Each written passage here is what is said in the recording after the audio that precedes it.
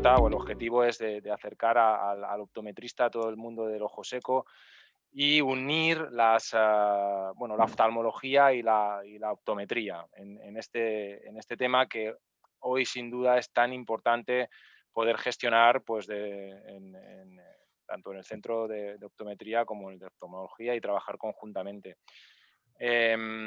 Así que sin más dilación, pues te damos paso, Francesco, para que puedas bueno, pues disfrutar de esta super audiencia y que bueno, que te puedas sentir como en casa. Muchas gracias. ¿Me tiene que habilitar para compartir pantalla? Sí, en estos momentos te voy a transferir para que Vale. puedas compartir tu pantalla, ¿de acuerdo?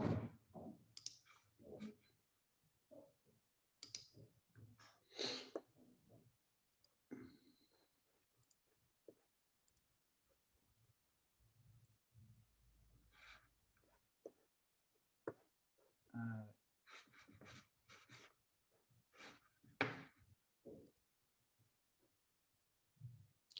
muy bien. Ya estamos, creo, ¿no? Ya ¿Se ve estamos bien? viendo tu presentación Se ve bien, ¿verdad? perfectamente. Buenas tardes a todos. Gracias. Gracias por cambiarme de apellido, pero no, soy Moroli. Y gracias a la audiencia, como decía tú, José. Y la verdad que la patología se lo merece. Me gusta empezar siempre con la definición del DIUS-2, la última definición que tenemos disponible. Hablamos de una enfermedad multifactorial con una pérdida de la homeostasis que causa síntomas oculares, donde la inestabilidad y la hiperosmolaridad de la superficie ocular, la inflamación y las anomalías neurosensoriales desempeñan papeles etiológicos. En esa definición, que son 6 líneas, reúne un poco pues, todo lo que es la esencia de la patología. Una patología compleja, difícil y mm, de una prevalencia altísima, como veremos después. Vamos a empezar primero. En los que han hecho el curso ya conmigo, pues saben perfectamente que la anatomía de la película lagrimal es fundamental para entender los diferentes tipos y los diferentes estadios de la patología, ¿vale? Y vamos a resumirlo en un minutito. Pues tenemos una película lagrimal que normalmente pues, tiene un grosor de unas 7 micras, ¿vale? 7-8 micras, en la cual algunos nanómetros lo ocupan la capa lipídica, que es la más externa. La gran mayoría del grosor de la película lagrimal lo representa la capa acuosa, ¿vale? Hablamos entre 4 y 5 micras. Y luego tenemos la capa de mucina, que son glicoproteínas que están ancladas sobre el glicocáliz y en general sobre la superficie ocular, superficie corneal y el epitelio corneal, y sirven para que la capa acuosa no resbale sobre la córnea. Sin capa de mucina, la capa acuosa resbalaría y la superficie ocular se secaría en pocos segundos. ¿Vale?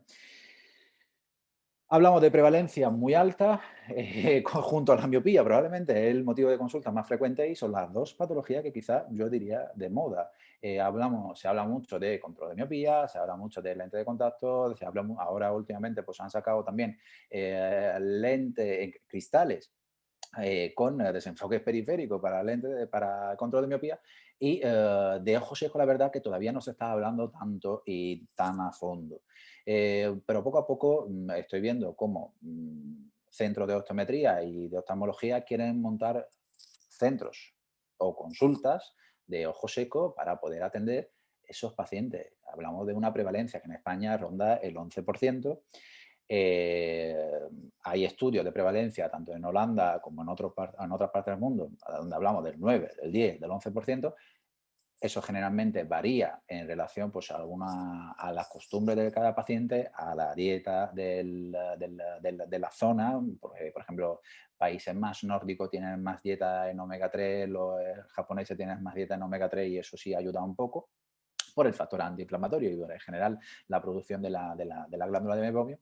Pero también pues, los factores climáticos y la contaminación influyen mucho.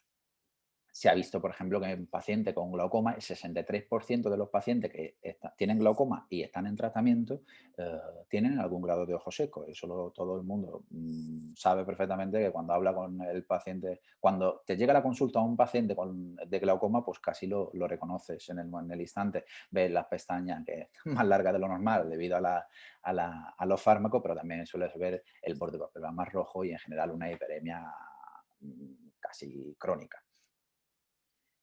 Entonces, ¿por qué montar una consulta de ojo seco?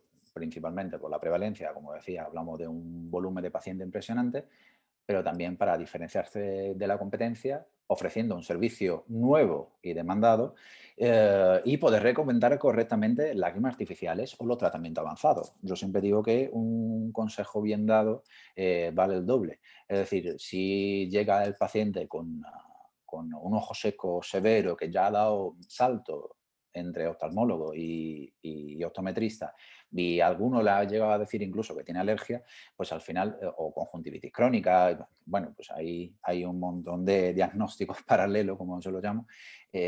Al final, si se aconseja bien a ese tipo de paciente y puede acudir a especialistas en superficie ocular o a especialistas en ojo seco, pues evidentemente te lo va a agradecer.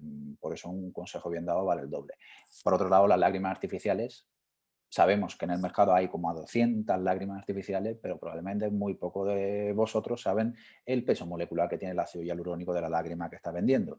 Y eso influye muchísimo, tanto en confort visual, es decir, que cuando te echa la gotita recuperes rápidamente tu enfoque, tu visión, ¿vale? Y en la capacidad que tiene de mejorar la superficie ocular y la sequedad ocular. No es lo mismo tener un ácido hialurónico con un peso molecular de 1.600.000 que tener pues, uno de pocos kilodalton, de pocos dalton. Entonces, eso influye mucho. También es muy importante, por ejemplo, conocer las lágrimas artificiales que tienen ácido hialurónico reticulado, ¿vale? Con ácido hialurónico normal. El ácido hialurónico reticulado pues aguanta más tiempo sobre la superficie ocular. Bueno, todo eso en lo que... en el curso que yo doy en general a los que se afilian a mi proyecto, pues eso está bien explicado. Ahora vamos con el estudio, es decir, cómo podemos estudiar esa clase de pacientes y cómo lo hago yo, básicamente, ¿vale? Yo generalmente hago una anamnesis, hago una exploración a la lámpara de hendidura sin fluoresceína, los pongo al topógrafo con software para ojo seco y luego me fijo en el test de Schirmer y en algunas tinciones. Esa foto es, es de los aparatos de mi consulta. Tengo ahí un queratógrafo al lado del Pentacam y muchas veces pues algunos me dicen, algunos compañeros que han visitado mi consulta dicen, pero ¿por qué tiene dos topógrafos? Bueno, pues son dos cosas completamente diferentes y evidentemente yo el queratógrafo lo necesito por las capacidades que tiene para estudiar la superficie ocular y el ojo seco. Generalmente la anamnesis empieza con la edad, que es fundamental. Una anamnesis laboral, pregunto siempre si tienen enfermedades crónicas y tratamiento. Las cirugías oculares previas nos pueden dar muchas pistas sobre el tipo de ojo seco y pacientes que han sufrido quimio o radioterapia, pues para entender un poco más si se trata de ojo seco más evaporativo, si tiene más solución o qué tipo de tratamiento poder ofrecerle. En la lámpara de hendidura sin fluoresceína, yo lo que hago simplemente es poner la lámpara de hendidura y no toco nada. No toco nada porque puedo estimular ciertos reflejos que me pueden falsear luego la exploración siguiente, que es cuando yo lo pongo luego al queratograph. Entonces, yo simplemente lo pongo en la lámpara de hendidura con una luz tenue, me fijo en el borde palpebral principalmente y en general pues un poco en la superficie ocular para ver si hay algo muy, muy llamativo que pueda orientar pues, hacia un diagnóstico u otro. Pero realmente el corazón de la exploración se hace con el queratograph, ¿vale? Yo en el queratograph hago principalmente una mecometría, luego paso al tiempo de ruptura lacrimal no invasivo, hago una interferometría y me fijo, como es una grabación, me fijo en la dinámica de la película lagrimal. Hago una amibografía, El test de OSDI generalmente es un test subjetivo, luego lo veremos, lo hago antes y lo paso al software del Keratograph para sacar luego el informe GEMBIS, que luego explicaré más en detalle de qué se trata. Después de todo eso, hago una pequeña grabación a cámara lenta, ¿vale? Y veo un poco en detalle la dinámica palpebral y el eye blink, si hay alteraciones del parpadeo. Y termino con el test de Schirmer. La meniscometría, esa es, en particular, es una meniscometría óptica, lo que hace es medir exactamente el reservorio de las lágrimas, ¿vale? Y medir lo que es la altura del menisco lagrimal. La llamo óptica porque hay una meniscometría que es volumétrica, que se hace con una tirita tipo la de Schirmer, pero me han dado algunos falsos, es decir, no ha sido muy fiable. No me ha gustado del todo y al final pues he dejado de usarla. Prefiero hacer una meniscometría óptica. La meniscometría, el menisco lagrimal, es este reservorio de lágrima que tenemos sobre el borde palpebral y nos indica un poco, sobre todo en la fase más avanzada de ojo seco o algo deficiente. El menisco lagrimal se puede ver alterado también cuando hay ojo seco evaporativo. ¿Por qué? Porque la superficie del menisco lagrimal es una superficie cóncava, ¿vale? Y existen diferentes tensiones superficiales que pueden variar en relación a la cantidad de lípido de la película lagrimal. Entonces, en alguna fase también del ojo seco evaporativo, también podemos tener alteraciones del menisco lagrimal. Un menisco lagrimal normal debería ser superior a 0,2 milímetros, ¿vale? Aquí vemos, por ejemplo, una comparativa de un menisco lagrimal antes y después de un tratamiento y tenemos un menisco lagrimal que en 0,20, 0,21, 0,24 antes del tratamiento y después del tratamiento pasa a 0,27, 0,25 y 0,32, ¿vale? El queratografo nos permite hacer ese tipo de comparativa y desde un punto de vista visualmente el paciente lo agradece mucho porque entiende que ha mejorado, ¿vale? Y entiende un poco también cómo evoluciona su patología, a veces para bien y otras veces para mal. Desgraciadamente hablamos de una patología crónica y que a veces pues, no tiene mucho tratamiento. Con el mismo sistema podemos estudiar lo que se llama conjuntivocalasia, ¿vale? Y ahí ver la altura y el cambio de la conjuntivocalasia. ¿Qué es la conjuntivocalasia? Bueno, pues la conjuntivocalasia es un pliegue de la conjuntiva que generalmente pues, aparece con la edad y tiene muchísima relación con el ojo seco.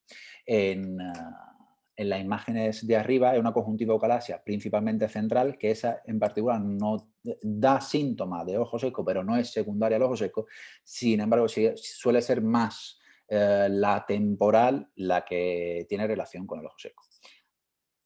De hecho, yo cuando veo paciente, por ejemplo, antes de alguna cirugía refractiva, con un poquito de conjuntivocalasia temporal, muchas veces yo pregunto si tienen síntomas de ojo seco, si tienen alteraciones de picor, molestias, porque a veces descubre un ojo seco preclínico que empeoraría muchísimo con la cirugía refractiva. Entonces, pues eso, desde un punto de vista pronóstico y postoperatorio, pues a mí me interesa mucho y evidentemente puedo dar un mejor consejo que, como decía antes, vale el doble. Hace años, cuando yo empecé como residente, me acuerdo que el tiempo de rotura lacrimal lo hacíamos contando. 1, 2, 3, hasta ver la alteración de la rotura, ¿no? de la película lagrimal. Tiene un montón de falsos positivos, falsos negativos, como queréis llamarlo, que realmente no es un método objetivo. Un método objetivo para ver el tiempo de rotura lacrimal, sin duda, es uno no invasivo, ¿vale? Que estudie las alteraciones de la superficie ocular y de la película lagrimal. Hablamos sobre todo de alteraciones en cuanto a grosor, ¿vale? Porque lo que vemos no sé si podéis detectarlo, pero son alteraciones mínimas que se ven ahí en los anillos. Podemos tener pequeñas distorsiones porque la película lagrimal en ese punto pues, se ha desestabilizado y lo que tenemos es un adelgazamiento de la película lagrimal, ¿vale? O podemos tener incluso puntos de ruptura donde la película lagrimal de 7 micras ha pasado a tener 2 o 1 y entonces pues eso es un signo claro de ruptura y de un posible ojo seco sintomático o presintomático, preclínico. ¿Cómo lo vemos en el Creatograph? Bueno, pues de forma muy visual. Una vez más, podemos enseñarle al paciente cuándo se rompe su película lagrimal al segundo 15. Bueno, pues está prácticamente bien. O al segundo 4,72 tienes el primer punto de rotura y tienes ya el primer estímulo a parpadear y a lagrimear, ¿vale? Y de hecho el paciente pues a los 7-8 segundos ha parpadeado y de hecho sale todo en blanco porque ha parpadeado y el software no ha podido estudiar un tiempo mínimo que son 12 segundos, ¿vale? De superficie ocular. Lo mismo pasa, por ejemplo, cuando hacemos una comparativa, en este caso, pues tenemos el mismo paciente que ha tenido una evolución un poco irregular, por así decirlo, pero en ningún caso ha podido aguantar mucho tiempo sin parpadear. O, por ejemplo, como en este caso, paciente después de un tratamiento que ha mejorado muchísimo y en la primera imagen a los 2,29 segundos ya tenía el primer punto de ruptura lagrimal y al final pues tenía que parpadear a los 12 o 13 segundos y en el segundo caso pues ha aguantado los 24 segundos que dura la exploración y el primer punto de ruptura lagrimal ha estado a los 12 segundos y medio. O, por ejemplo, como en este caso, que directamente ha mejorado tanto que pasa a ser todo en verde y está estupendamente. La interferometría es otra prueba muy importante, también bastante visual para el paciente y nos indica sobre todo el grosor de la capa lipídica.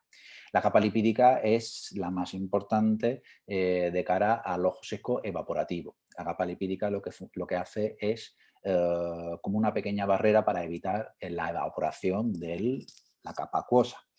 Y la capa lipídica se forma sobre todo en las glándulas de mebomio.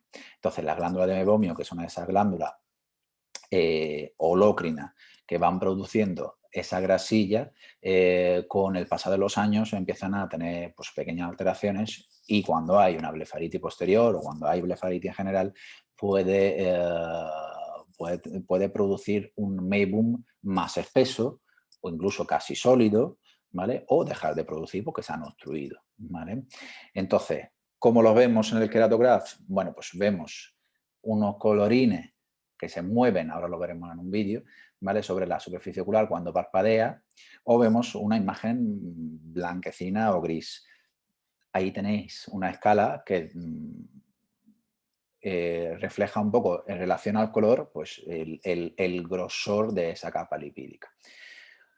Aquí tenéis un vídeo, entonces al parpadear, evidentemente, las glándulas de mebomio producen el meibum cuando los párpados se tocan, hacen como un efecto bombeo. Entonces, eso siempre se deposita en la parte inferior y cuando parpadea, pues el paciente la distribuye hacia arriba. Y ahí, pues ese color azulado es la capa lipídica que, gracias a ese efecto óptico debería ser como un desdoblamiento de la luz que bueno, pues da esa pequeña imagen de colorines, ¿vale? Vemos cómo varía el color sobre la superficie ocular. Y en particular hablamos de una capa lipídica pues, más reticulada, menos reticulada, con los colores azulado, rosáceo o verde, ¿vale? En relación al grosor. Y el paciente sano tiene la parte inferior de su superficie ocular una capa lipídica más gruesa, pero como decía antes, el efecto bombeo de los párpados, porque las glándulas de mebomio están dentro de los párpados, luego las veremos, el efecto bombeo hace que produzcan meibum. Entonces, la producción del meibum empieza donde se tocan los párpados, que es generalmente la parte inferior. Se deposita parte del meibum sobre el menisco lagrimal, lo que decía antes, esas tensiones superficiales que crean un menisco lagrimal y que se mantiene sobre el borde palpebral, ¿vale? Y a cada parpadeo hay una distribución hacia arriba de esa película, esa capa lipídica. Y esa capa lipídica es la que frena la evaporación de la capa acuosa y frena, y es la causa, la falta de esa capa lipídica está dentro de las causas o de los signos del ojo seco evaporativo. Muy visual también para el paciente es el detector automático de enrojecimiento vulvar. Es decir, aquí el queratograma nos da una escala, lo que hace es una relación entre la parte, por así decirlo, hiperémica o roja de la esclera, ¿vale? Y lo blanco. Entonces pone en relación esas dos zonas, ¿vale? Y te saca ahí un index. Y eso, pues desde un punto de vista objetivo, ¿vale? Porque así evitas la cuestión de, ay, que un poquito más rojo, que ha mejorado, no ha mejorado. No, aquí hay una valoración objetiva del enrojecimiento vulvar, ¿vale? Y eso para el paciente es muy útil y desde un punto de vista objetivo, pues el paciente al final lo agradece bastante. Incluso a mí me ha pasado pues, tener que comparar pues, antes y después de un tratamiento y enseñarle al paciente, mira, hasta eso ha podido mejorar. Las glándulas de mebomio, como decía antes, son unas glándulas holócrinas que están en la lamela posterior del borde palpebral, ¿vale? Tanto en el párpado superior como en el párpado inferior. Son unas glándulas alargadas, generalmente bastante rectas, que tienen unos orificios en el borde palpebral y lo que producen es principalmente meibum como un componente lipídico, ¿vale? Que, como decía antes, flota sobre el agua, ¿vale? Y lo hemos visto, constituye la capa lipídica.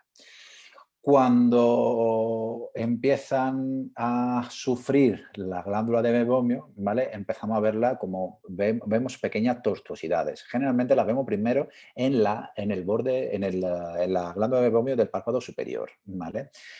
Esas tortuosidades nos dicen que la glándula está empezando a sufrir, sea por edad, sea por blefaritis, sea por dieta, alimentación o cualquier otro, o fármacos. Bueno, hay muchos fármacos que alteran la fisiología de la glándula de mebomio y podemos llegar a ver pues, la zona de atrofia, ¿no? Y eso el paciente, pues cuando se le enseña al paciente, pues lo entiende mejor, entiende por qué le está pasando eso y por qué tiene sequedad ocular. El problema principal, y lo repito y no me cansaré nunca de repetirlo, es que desgraciadamente todavía hay muy poco especialistas, tanto de optometría como de oftalmólogos, que se paran 10 minutos a explorar a un paciente y a enseñarle pues, exactamente lo que tiene. Me acuerdo, uno de los compañeros cuando yo era residente decía, al final, bueno, tú le pones algo de corticoide y mejora. Sí, claro, le vas a poner corticoide y lo que está mejorando es el componente inflamatorio del 99,99% de la superficie ocular, pero eso no es tratar la patología, ni que el paciente, ni explicarle bien al paciente exactamente qué es lo que tiene. Porque la mayoría de las veces dice, es que yo al dejarlo vuelvo otra vez. O tengo conjuntivitis, tengo una infección, a ver qué tengo aquí. Yo he visto ya muchísimos pacientes que estaban perdidos, realmente no sabían que tenían sequedad ocular. Y luego pasa otra cosa, sobre todo en las primeras fases de la sequedad ocular y sobre todo en el ojo seco evaporativo, cuando hay una ruptura de la película lagrimal, cuando hay irritación de la superficie ocular, existe todavía un reflejo de lagrimeo que lo que hace es hacer lagrimear al paciente. El paciente entiende la sequedad ocular como una maceta de tierra que tú le echas agua y nada, la soluciona. Tú le echas agua todos los días. Si le riega todos los días, la planta sigue creciendo. No, desgraciadamente no es así. Si usa la lágrima artificial adecuada, los tratamientos adecuados y le da la calidad a las lágrimas, pues sí pueden mejorar la superficie ocular. Pero, por ejemplo, hay muchísimos pacientes que lo que hacen es usar suero fisiológico o agua.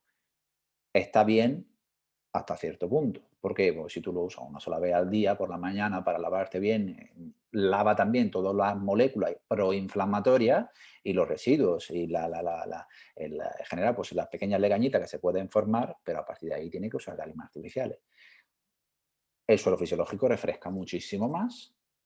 En el momento el paciente está mejor, pero a los 10 minutos está peor. Y a la larga lo que hace es lavar los pocos componentes buenos de las lágrimas del paciente. Todas las proteínas, la albumina, la inmunoglobulina, todas las cosas buenas. Y volvemos ahora a la glándula de meibomian, la capa lipídica y el meibum, si lo estamos lavando, terminamos así, terminamos con una glándula que se han agotado, que ya no funcionan y al final pues llevan al paciente a fases muy avanzadas de atrofia glandular y que ya allí poca solución tenemos. Después de todo eso, pues yo generalmente me voy a lo que es el informe GENBIS. El informe GENBIS es un informe objetivo, muy útil para el paciente, ¿vale? Porque lo que hace es pues, explicar un poco en números, para que lo pueda entender, qué tipo de ojo seco tiene y la gravedad del ojo seco. Desde un punto de vista médico, yo siempre intento pues, añadirle pues, cosas. Ojo seco acuodeficiente, ojo seco evaporativo, aunque la mayoría de las veces, la verdad que ojo seco mixto, muchas veces tienen blefaritis, y en fin, pues el informe GENBIS es muy visual y para un centro de optometría yo lo veo casi imprescindible, ¿vale? Para poder explicar al paciente qué es lo que tiene, desde una clínica, desde una consulta especializada de medicina donde puedes hablar de patologías y puedes hablar de diagnóstico un poquito más a fondo, pues claro, yo intento siempre mejorarlo, por así decirlo, y añadir pues, otros factores. El informe GENBIS y en general la exploración del queratograph es una exploración muy rápida, se hace en muy pocos segundos, ¿vale?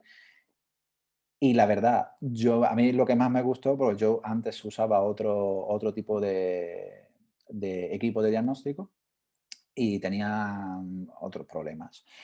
Principalmente la dificultad de repetir las exploraciones de forma objetiva, ¿vale? Porque siempre pues, tenía que ajustar un poco lo que era la distancia, el enfoque, no era tan fácil, no era tan rápido, no era tan automático y no podía repetir de forma objetiva y para valorar, por ejemplo, evaluar un tratamiento nuevo era muy complicado. Y lo otro es el tiempo. Con el Keratograph es rapidísimo y además yo creo que es muy visual y para los pacientes es un plus y merece la pena. Además, de todo lo que hemos hablado, yo generalmente pues, suelo hacer dos cositas más, ¿vale? Grabar con una cámara de alta resolución la expresión glandular para que el paciente vea cómo se portan las glándulas de meiomio, sobre todo en este caso de disfunción glandular importante, con una producción prácticamente sólida del meibum, ¿vale? Y a cámara lenta ver un poco el parpadeo. Un parpadeo incompleto, un parpadeo irregular o un parpadeo insuficiente. Porque generalmente los pacientes deberían parpadear entre 15 y 22 veces por minuto. Y la mayoría de los pacientes con un ojo seco preclínico o incluso pues, una mala graduación, muchas veces lo que hacen para mantener el enfoque parpadean menos veces. Yo he tenido varios pacientes que se quejaban de ojo seco, tenía todos los parámetros bien, ¿vale? Pero lo que tenían era un parpadeo insuficiente y al final, pues con un parpadeo insuficiente terminas teniendo un ojo seco evaporativo. Aunque las glándulas de meiomio funcionen bien, la glándula principal funcione bien, toda la mucina, todo está bien, pues al final terminas teniendo un ojo seco evaporativo por un eye blink, un parpadeo incorrecto, incompleto e insuficiente. En estos casos hay que explicar un poco al paciente pues, algunos truquillos. Yo lo que le explico, por ejemplo, es la regla 20-20-20, sobre todo porque hablamos de pacientes que están delante del ordenador. Cada 20 minutos mirar durante 20 segundos a más de 20 pies o a más de 6 metros, ¿vale? Para enfocar a otra distancia y parpadeando de forma activa. Así evitas un poco bueno, la fase más avanzada, porque el problema de ese tipo de ojo seco, que a la larga termina agotando la glándula, termina teniendo más inflamación, termina teniendo más blefaritis y a la larga termina con un ojo seco mixto. Por eso intento pues, explicárselo desde las primeras fases. Después de todo eso, ya el paciente lo sienta la lámpara de hendidura normal, le hago primero un test de Schirmer, ¿vale? Se puede hacer un test de Schirmer tipo 1 modificado tipo 2. Evidentemente, en un centro óptico, centro de optometría, solo se podría hacer el tipo 1, porque el tipo 1 modificado y el 2 tienen anestésico local, ¿vale? Y lo más importante, hay que interpretar bien el test de Schirmer. Uno de los problemas principales es que no se suele interpretar bien, porque no se confunde lo que es la producción lagrimal con el reflejo lagrimal. Existen más de uno principalmente para valorar también la lágrima refleja. Esa imagen me gusta porque la verdad que la saqué de internet, ¿vale? Me gusta mucho simplemente para decir lo que no hay que hacer. Poner la tirita de Schirmer justo debajo de la córnea, porque hay algunos pacientes que tienen muy pocas lágrimas y al final termina con una queratitis y la deja ahí. Hay que ponerlo en tercio externo, ¿vale? Y con los pacientes con los ojos cerrados durante los 5 minutos, ¿vale? Es fundamental. No se hace bien la gran mayoría de las veces el paciente con ojo seco. Que se va a hacer un test de Schirmer, la tirita se pone en el tercio externo y con los ojos cerrados, ¿vale? Y luego vuelvo a ver lo que es la superficie ocular, pero esta vez con fluoresceína. No hago el tiempo de rotura lagrimal contando los segundos, ¿vale? Lo que me fijo sobre todo es sobre la dinámica de la película lagrimal, si hay residuos, si hay restos, o por ejemplo, mucina aglutinada, ¿vale? Que muchas veces puede pasar. Y sobre todo, pues lo que sería la tinción corneal y conjuntival. La verdad es que la tinción conjuntival se hace mejor con el verde lisamina, pero generalmente, bueno, pues yo para saltarle un poco un paso, porque si no al final la exploración se hace muy pesada, yo me quedo solo con la de fluoresceína, pero queriendo se puede hacer perfectamente una tinción con verde lisamina y ver un poco toda la superficie. Las antiguas tinciones de rosa bengala se escocían mucho y eso no la recomiendo a nadie porque eso escuece un montón. Aparte, yo creo que ya prácticamente nadie lo hace. Entonces, cada prueba, ¿qué indica? Bueno, pues cada prueba indica un aspecto en concreto de la película lagrimal y de la sequedad ocular. En el caso de la meniscometría, hablamos del reservorio lagrimal que está en el menisco lagrimal. En el caso del tiempo de ruptura lagrimal, vemos cómo la evaporación y la desestructuración de la película lagrimal causan los síntomas de ojo seco. La interferometría la usamos sobre todo para valorar la capa lipídica y un posible disfunción de glándula de mebomio y ojo seco evaporativo.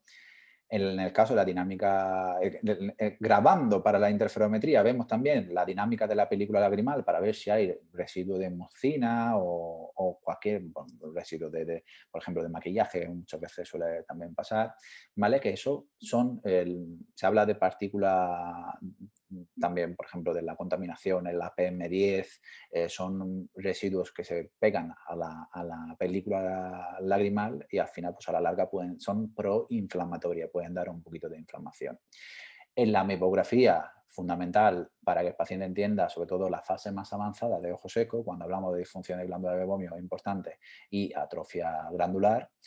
El test de OSDI lo necesitamos principalmente para una clasificación subjetiva del ojo seco, ¿vale? Eso se añade, como decía antes, pues se hace aparte. Yo tengo ahí eh, eh, pues unos flyers donde voy rellenando, me saco ahí las preguntas y luego al final pues termino añadiéndola al GEMBIS, ¿vale? Y es solo y principalmente una clasificación subjetiva de la sequedad ocular.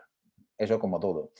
Si hay algún paciente un poco exagerado, te va a decir que está fatal, que está malísimo, malísimo, malísimo y a veces suele pasar. Entonces hay que también interpretar un poco. Por esa razón yo el test de OSDI intento que lo haga siempre o la misma auxiliar, ¿vale? O lo hago yo personalmente. Porque dependiendo un poco de quién hace las preguntas, a veces te puede salir más alto o más bajo. Entonces, eso también es otra cosa importante. Como es una clasificación subjetiva, las preguntas a veces también pueden ser subjetivas. Es importante que sea siempre la misma persona, o como mucho dos, las que hacen las preguntas del test OSDI, ¿vale? En cámara lenta y en 4K, alta resolución, lo que veo es la dinámica palpebral y en general un poco la superficie ocular. Y el test de Schirmer, en vuestro caso, el tipo 1, ¿vale? Se ve sobre todo el volumen lagrimal y el reflejo lagrimal. Si hay un ojo seco acuodeficiente, por reducción del reflejo lagrimal, pues con un test de Schirmer va a salir muy bajo, 5, 6 milímetros, 2. Yo he visto pacientes de Schirmer 0. Sin embargo, por ejemplo, hay pacientes que tienen un ojo seco acuodeficiente, pero todavía mantienen un buen reflejo lagrimal. Y en el tipo 1 sí se ve como al ponerle la tirita, pues luego se llena. Sin embargo, antes en la meniscometría y en el NIBUT ves pues una reducción importante o relativamente importante del menisco lagrimal, ¿vale? Y un tiempo de ruptura lágrima, un NIBUT también alterado. Os aconsejo el manual del Keratograph, ya no para estudiarte el aparato, sino para ver un poco en detalle cómo se hace un estudio y todo lo que se puede sacar al dispositivo. Aquí en el código QR, si lo guardáis, lo miráis con el móvil, lo sacáis con el móvil, os manda a una página de un argentino que lo tiene en PDF y se puede descargar, y yo creo que es súper útil, ¿vale? Y además, aunque no tenga el Keratograph, se puede usar perfectamente para entender, lo puedes leer perfectamente y entender más la patología. Sin más, agradecer a todos. El que pueda estar interesado en el proyecto de Clinice me puede escribir perfectamente. Yo le explico un poco cómo intentamos acercar el paciente tanto a los optometristas como a los oftalmólogos, ¿vale? Y estoy a vuestra disposición para aclarar cualquier duda. ¿Estamos? Francesco, gracias por la presentación. Vamos a... Podéis escribir a info@clinice.com y allí os puedo aclarar pues todas las dudas y lo que queráis. Perfecto, gracias por la presentación, muy interesante. ¿Nos podrías dar o sea, quien no tenga el Keratograph, 3 pruebas básicas que tú consideras, hemos visto muchas, que tú consideras, si no tuviéramos el Keratograph, pues para hacer una pequeño control de la condición o del paciente, detectar alguna cosa, 3 pruebas que tú considerarías básicas sin un equipo tan sofisticado que obviamente nos sirve de mucha ayuda? A ver, lo primero, ver el borde palpebral, ¿vale? Eso es facilísimo con la lámpara hendidura. En el borde palpebral tienes muchísima información y sobre todo hablamos de la mayoría de los casos de ojo seco. De hecho, hace unos años se hablaba de ojo seco asociado a blefaritis, ¿vale? Querían hablar de una única patología. Sacaron también algún estudio, intentaron pues, modificar un poco la definición. Realmente no, el ojo seco es un ojo seco, es una patología multifactorial que entre las 59 causas de ojo seco que describe el DIUS-2, ¿vale? También tenemos la blefaritis y demás. Entonces, el 70% del ojo seco es evaporativo y de este 70%, un porcentaje altísimo tiene que ver con el borde palpebral, ¿vale? Y con la blefaritis. Bueno, la misma blefaritis puede ser causa de disfunción de glándula de Meibomian. Entonces, ver el borde palpebral y ver si hay hiperemia, inflamación, obstrucción, si hay alteraciones del mismo perfil, lo que serían puntos cicatriciales de glándula que en su tiempo murieron o se atrofiaron, ¿vale? Eso lo veo fundamental. Luego, importante también ver a la lámpara de hendidura la conjuntivocalasia temporal. Aunque el paciente no tenga mucha sequedad, ¿vale? Ahí el primer signo es la conjuntivocalasia temporal, ¿vale? Entonces, ahí ya de entrada podemos entender un poco ese tipo de paciente. Y luego el parpadeo, ¿vale? Si el paciente parpadea muchas veces, es porque quiere aclarar, ¿no? O quiere distribuir más lágrimas. Entonces, estamos hablando ya de un ojo seco avanzado. Si el paciente parpadea menos veces, es porque quiere mantener su enfoque y ahí podemos tener la causa de un ojo seco incipiente o inicial o una fase leve. En cuanto a pruebas, evidentemente las tinciones, todas las queratitis, toda la queratitis puntada, sobre todo cuando son inferiores, tienen que ver con la sequedad ocular, ¿vale? Y y el test de Schirmer, que es lo más barato, lo más fácil, pero que desde un punto de vista estadístico y de prevalencia, el test de Schirmer muy pocas veces te va a decir que tiene sequedad ocular, tiene ojo seco. ¿Por qué? Porque en el ojo seco evaporativo, sobre todo en las fases iniciales y sobre todo cuando hay blefaritis, el test de Schirmer puede ser normal.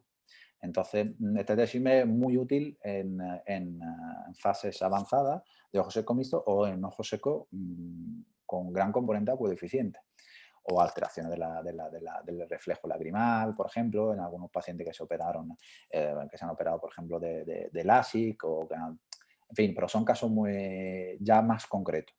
Yo del día a día me iría al borde palpebral, que es donde están probablemente el 50%, 60% de todos los tipos de ojo seco. Muy bien. Y ahora mismo han aparecido muchas técnicas de tratamiento, técnicas Sí. bastante novedosas que has pasado muy por encima, pero hay bastantes técnicas. Y empieza a haber pues un poco de duda hasta dónde el optometrista puede llegar a esas pruebas. ¿Qué pruebas consideras tú que en el gabinete optométrico se pueden hacer sin ningún problema? Pues, por ejemplo, prescribir una lágrima artificial. Ahí entiendo que no Bueno, hay ningún problema. eso a mis pacientes les digo exactamente, le digo lo siguiente, le digo, el ojo seco se trata por fases, ¿vale?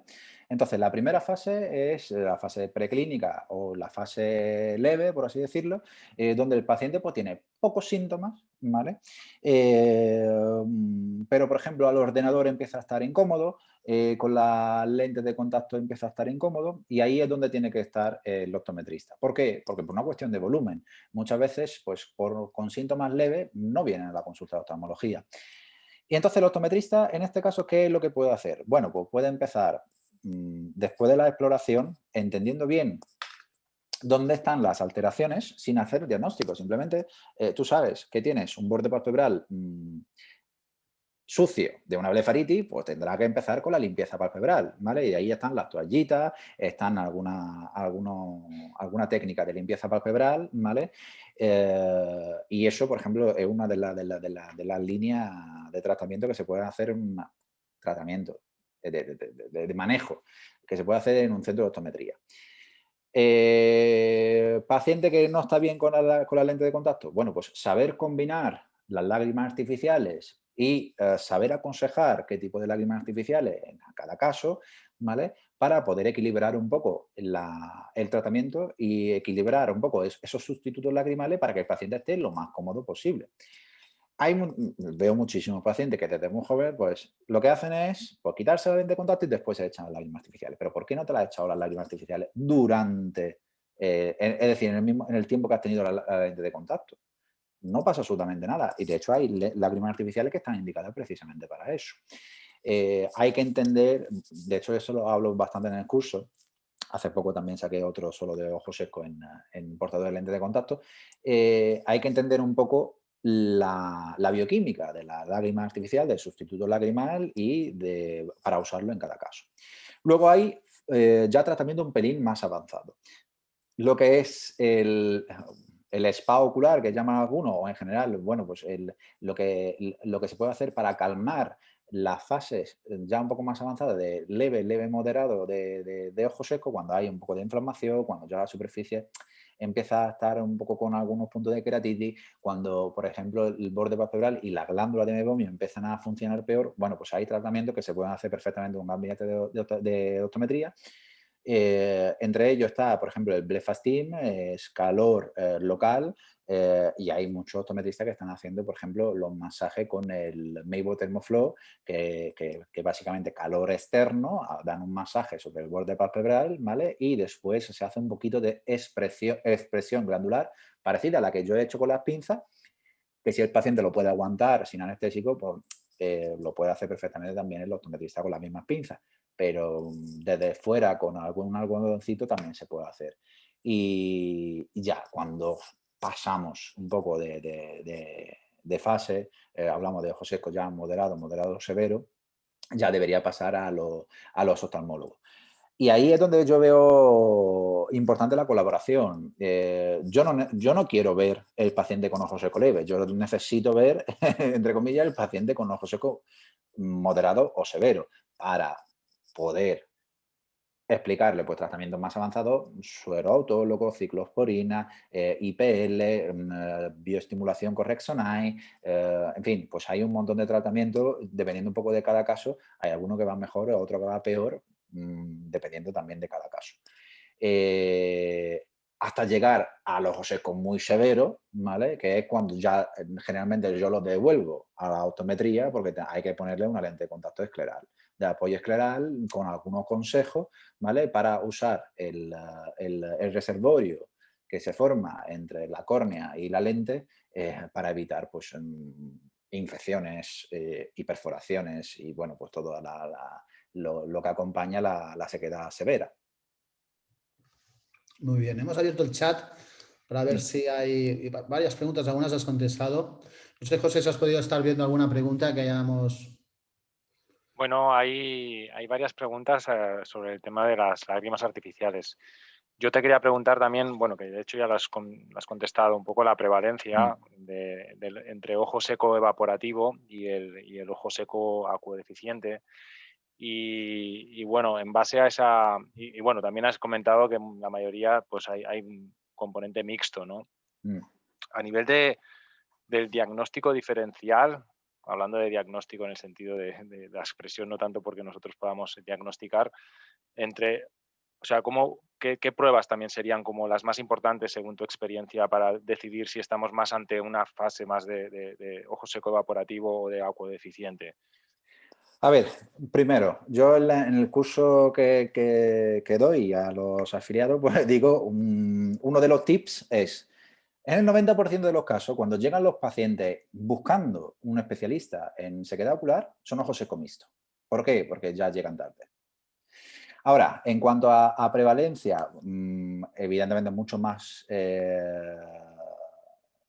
prevalente el evaporativo y se diferencia sobre todo con la interferometría, ¿vale? La gran mayoría de ellos, ¿vale? Pero es que el ojo seco evaporativo incluye también, por ejemplo, un ojo seco por un eye blink incorrecto o incompleto o insuficiente. ¿Por qué? Porque tiene más evaporación por un aumento de la superficie que puede evaporar. O, por ejemplo, en el caso de la orbitopatía tiroidea, tú tienes ahí un poquito de proptosis, tiene un aumento de la superficie ocular, ¿vale? Que no se compensa con el parpadeo, porque el parpadeo luego es insuficiente. Y si a eso le añadimos luego que también algunos fármacos para el tiroide también te alteran la glándula de mebomio, al final terminamos un ojo seco evaporativo, pero secundario a un problema de superficie. Si hablamos solo y exclusivamente de un evaporativo secundario a disfunción de glándula de mebomio, sin duda la interferometría con la mebografía.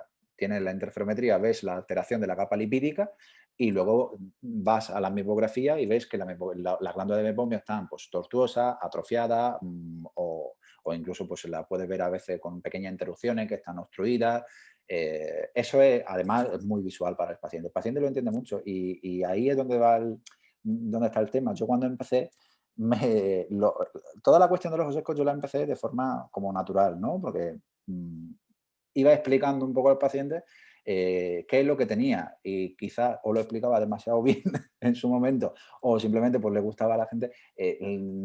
Me he convertido en un especialista en sequedad ocular pues de forma como natural, ¿no? Porque un paciente hay muchísimo y yo desde el primer momento lo entendía bastante bien y al final pues sabía trasladarlo bien. Ahora, sin duda, con los diagnósticos, con los dispositivos que tenemos y lo visual que son, es mucho más fácil, eso lo tengo claro.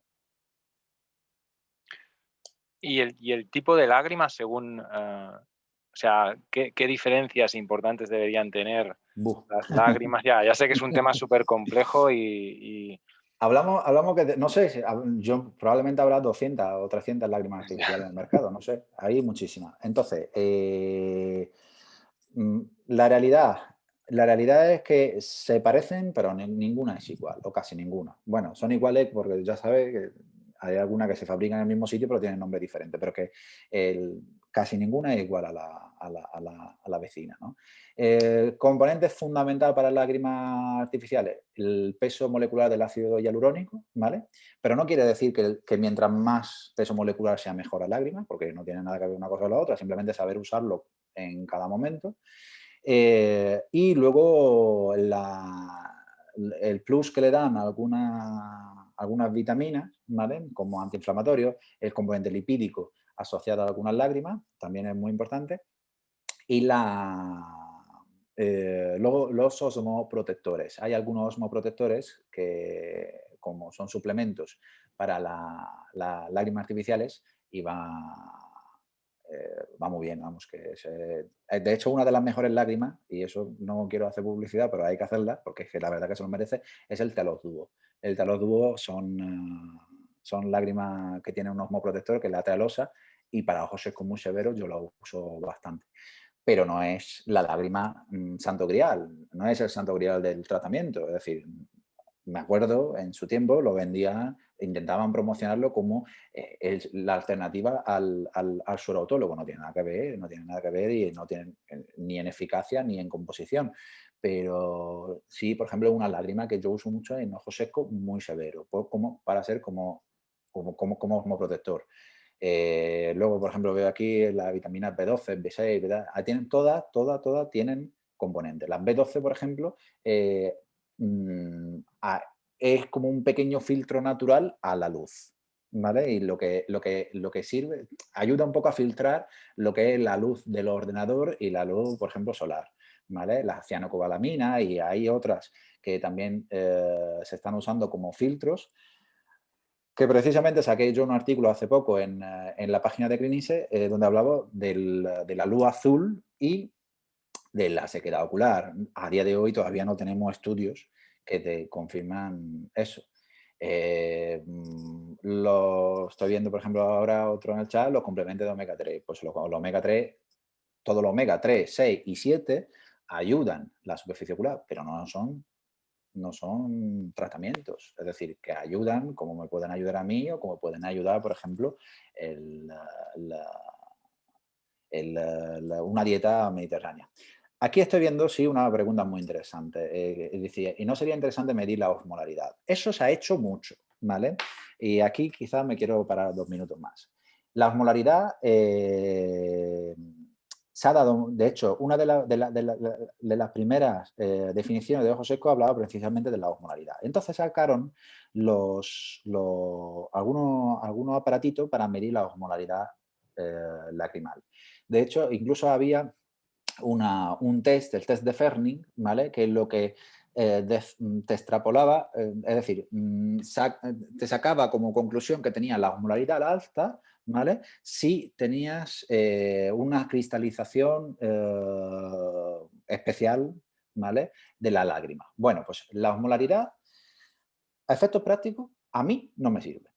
¿Por qué? Porque los aparatos, la osmolaridad puede variar muchísimo. Si tú hoy bebes 2 litros de agua y porque hace más calor, ¿vale? O porque simplemente te pica la garganta y estás bebiendo, y vienes a hacerte un test, te va a salir una osmolaridad hasta 8 o 10 miliosmolares más baja que mañana cuando estás bebiendo 1 litro solo al día, ¿vale? Porque es tu habitual, tú bebes menos y punto. Es una cosa tan sencilla como esa, ¿vale? O si has estado en una sala de espera con aire acondicionado, puedes tener un poquito de reflejo lagrimal aumentado y te puede salir una osmolaridad normal.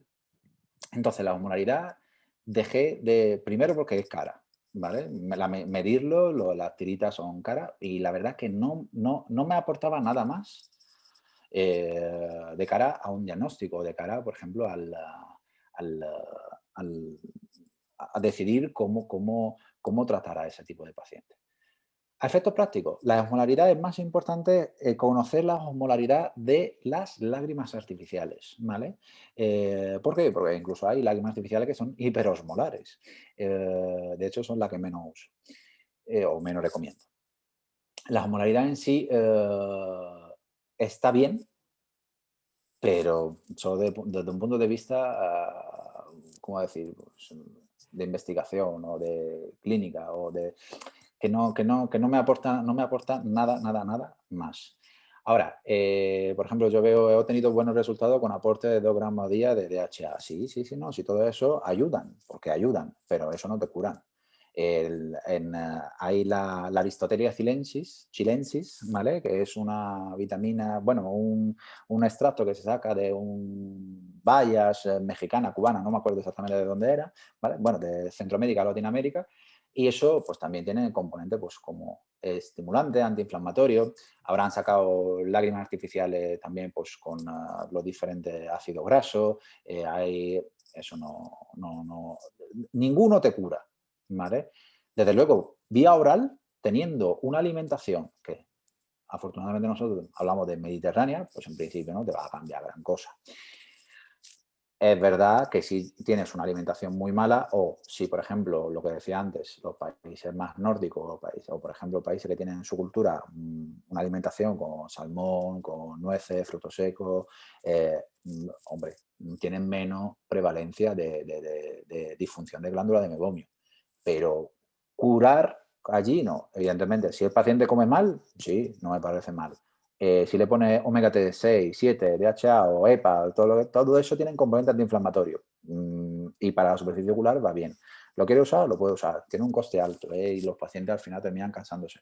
Y está bien cuando no queda más remedio, pero que eso influye solo en la fisiopatología de la glándula de mebomio y del ojo seco e inflamatorio. Ahora, cuando vas a un ojo seco agua deficiente, le puedes dar todo el EPA, el DHA y todo lo que quiera, que eso no va a mejorar. Otra pregunta sobre el gel nocturno que me sale aquí es, bueno, pues geles nocturnos evidentemente ayudan mucho. Hay que conocer la fisiología y la fisiopatología de la producción lagrimal y de la superficie ocular durante la noche, cuando nosotros estamos con los párpados cerrados y con los ojos cerrados. Con los ojos cerrados no hay producción de Meiboom. ¿Por qué? Como lo que decía antes, si no hay parpadeo y no hay efecto bombeo sobre la glándula de mebomio, no hay Meiboom, ¿vale? Entonces siempre tenemos un poquito de hiperosmolaridad nocturna. Siempre, porque la hiperosmolaridad se debe a que al no tener Meiboom, ¿vale? La capa lipídica, a pesar de tener los párpados cerrados, puede evaporar un poco. Entonces, en principio, el gel nocturno lo que hace es hidratar los ojos durante la noche. ¿Cuándo hay que usarlo? Se puede usar cuando hay principalmente exposición nocturna, ¿vale? Es decir, si ves que hay una queratitis inferior y el paciente se queja de que por la mañana no es capaz de abrir los párpados o que se despierta por la noche del dolor ocular, pues eso evidentemente hay que usarlo. En un ojo seco nocturno hay que usar este tipo de gel. Y en general, pues en los ojos secos ya severos o mixtos, yo, aunque no tengan síntomas de ojo seco nocturno, yo suelo añadirlo. ¿Por qué? Porque si despiertas mejor o despiertas con una mejor superficie ocular, aunque tu ojo seco sea principalmente diurno, ¿vale? De día, si despiertas mejor, pues al final termina en mejores condiciones. Es decir, que todo se ayuda. Hay que entender también que el ojo seco muchas veces es una pescadilla que se muerde la cola y que hay que ir cortando por algún lado, ¿vale? En el caso de la inflamación, que es la parte más importante, pues si por el día lo estamos tratando bien, pero por la noche seguimos teniendo un poquito de inflamación, pues lo mismo. Al final terminamos mal. Es como el paciente hipermétrope que se niega a ponerse las gafas, ¿vale? Durante el día y luego dice que solo por la noche no ve. Pero ¿cómo me va a poner las gafas solo ¿cómo me va a poner las gafas todo el día si es por la noche que no veo? Bueno, pues tú llegas a la noche porque has llegado pues cansado de todo el día de no haber usado correctamente las gafas. O el paciente que es completamente métrope, pero llega que por la noche no está viendo nada. ¿Por qué? Porque durante todo el día ha estado haciendo esfuerzo y al final termina con un exceso de acomodación y miopiza por la noche y no ve la carretera. En fin, que ese tipo de patología es una patología compleja, hay que intentar tratarla a 360 grados y hay que conocer en detalle ese tipo la fisiopatología de cada cosa, ¿vale? Para poder aconsejar ese tratamiento mejor que este otro, estas lágrimas mejor que este otra, o ese especialista mejor que otro. Y eso un poco es la esencia del proyecto, crear una red de optometristas especializado que se benefician un poco del marketing de la web, porque la web tiene alrededor de 18.000 visitas mensuales.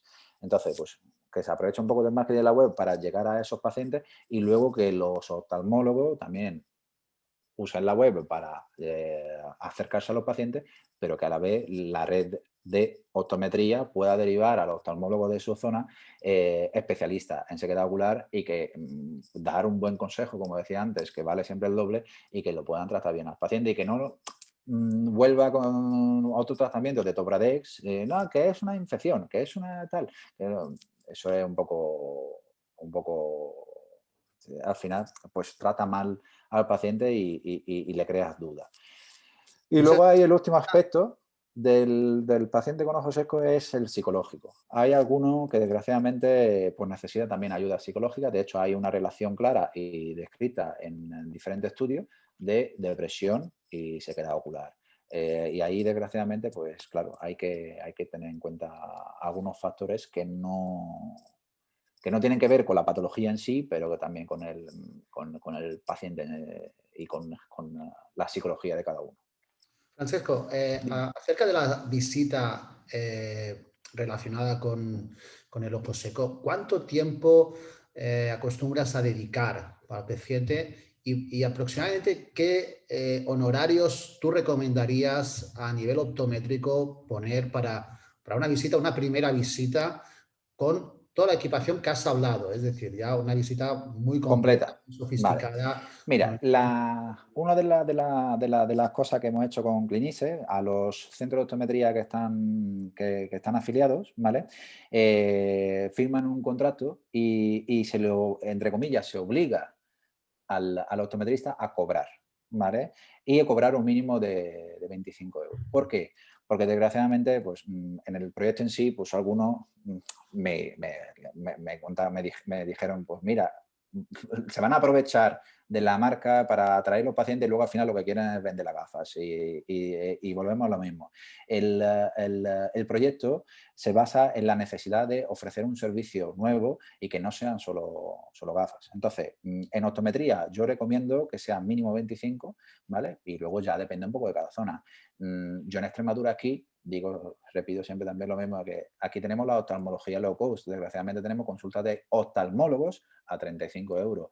Entonces eso nos tira al suelo un poco todo. Si vas y cobra 45 o 40 como se va a hacer en algunos centros de optometría de Madrid, pues claro, la gente se va con una idea incorrecta, pero se va al oftalmólogo, ¿vale? Que te va a cobrar 35 euros, aunque realmente ese oftalmólogo a lo mejor no tiene ninguna idea de sequedad ocular. Y en cuanto al tiempo, por todas las pruebas y todo Yo en el Keratograph, una de las cosas que me enamoró, y lo repito, del Keratograph es el tiempo. Yo al Keratograph estoy 5 minutos, no más, ¿vale? Y otros 5 minutos, lo que más tardo probablemente es el Schirmer, que son otros 5 minutos, porque son 5 minutos de tiempo, ¿vale? Y en general yo tengo un informe completo en 20 minutos. En general, pero claro, evidentemente mis tiempos de oftalmólogo con más espera, además, pues yo muchas veces yo tengo a alguien que me ayuda con la graduación. Ahora, si quieres hacer una refracción correcta, que es otra cosa bastante importante de cara al ojo seco, sobre todo leve, moderado, poner una buena graduación en pacientes que están ya en edad de presbicia es fundamental. Entonces, si le pone también una graduación y tal, pues te puedes llegar a la media hora, pero más o menos estamos hablando de eso.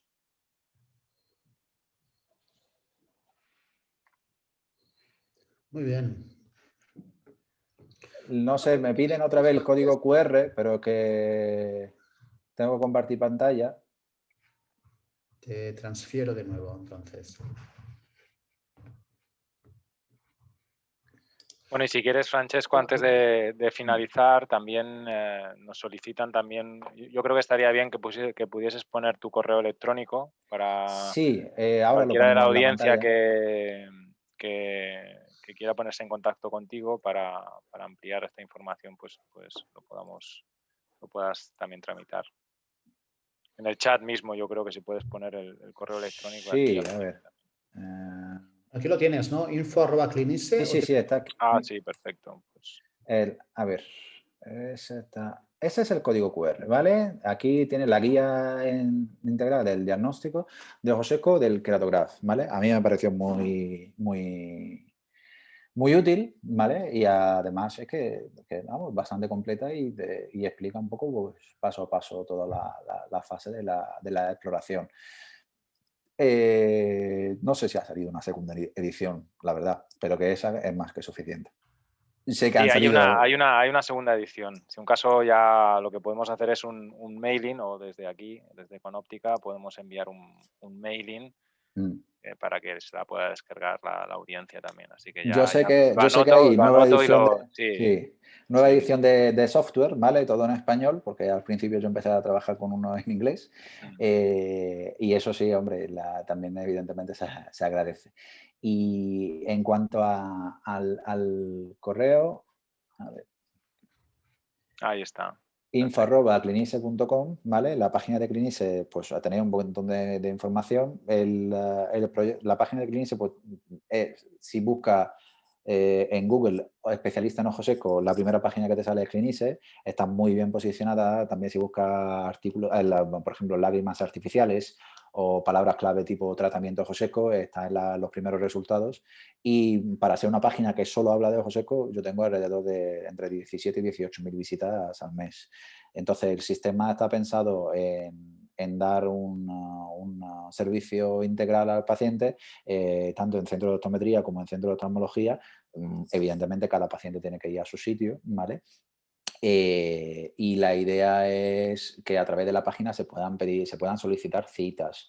Entonces, pues el paciente que llega a la página y quiera solicitar una cita, por ejemplo, con el centro de Madrid, por decir algo, pues ve lo que están disponibles en Madrid. Hay un precio dentro del mismo desplegable, precisamente para evitar que a alguno pues, se le ocurra la idea de aprovecharse, porque la verdad es que la afiliación es muy barata.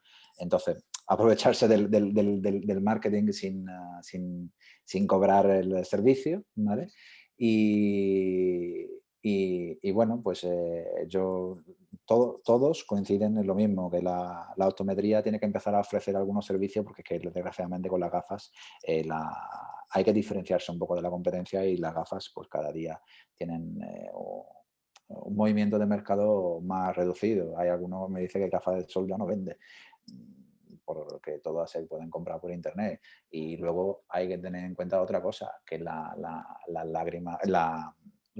lente de contacto son cada día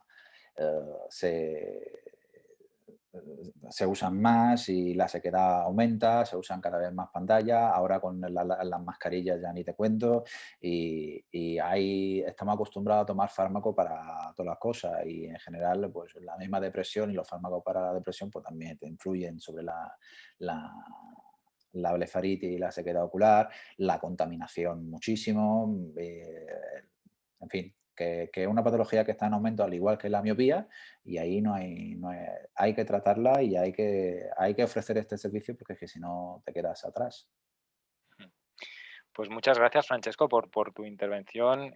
Creo que se ha hecho una visión general. Hemos visto, nos has dado muy buenas ideas en cuanto a esa gestión del ojo seco desde el centro de optometría, desde equipamiento pues, con el cual podemos trabajar diariamente, de la lámpara de hendidura, a equipamientos pues, más completos como el K5, el Kerator A5M con el informe Genvis, que sin duda pues, nos va a ayudar a profesionalizar más la visita de gestión de ojo seco. Y sabemos que es un tema muy complejo, muy amplio, en el que podríamos seguir hablando sobre él. Sí, Pero el bueno, curso que doy son 6 exacto, horas. por eso. Entonces yo El creo curso que doy a los sí, afiliados son 6 sí, horas, o casi 6 sí, horas, para que tengas una idea. Y se habla de esto y demás. Es sí. decir, Yo es creo que hemos súper. aprovechado muy bien la hora y cuarto que hemos tenido y bueno, seguiremos tratando el tema para que todos sigamos aprendiendo y sobre todo también sigamos trabajando juntos, que es lo importante. No sé, Sergi, si quieres hacer alguna aportación. Sí, daré las gracias al doctor Moroli, ahora sí. Y simplemente, pues, vamos a valorar, ¿no, José, un poco cómo vemos las reacciones de los participantes para seguir con esta iniciativa? Una iniciativa, pues, que va en línea de My Life, pero más basada en cuestiones de sequedad ocular y preparar, pues, nuevas presentaciones, nuevos cursos en este formato que creo que a la gente les interesa mucho. Muchas gracias y que paséis buena tarde todos. Igualmente, gracias. Adiós. Hasta luego.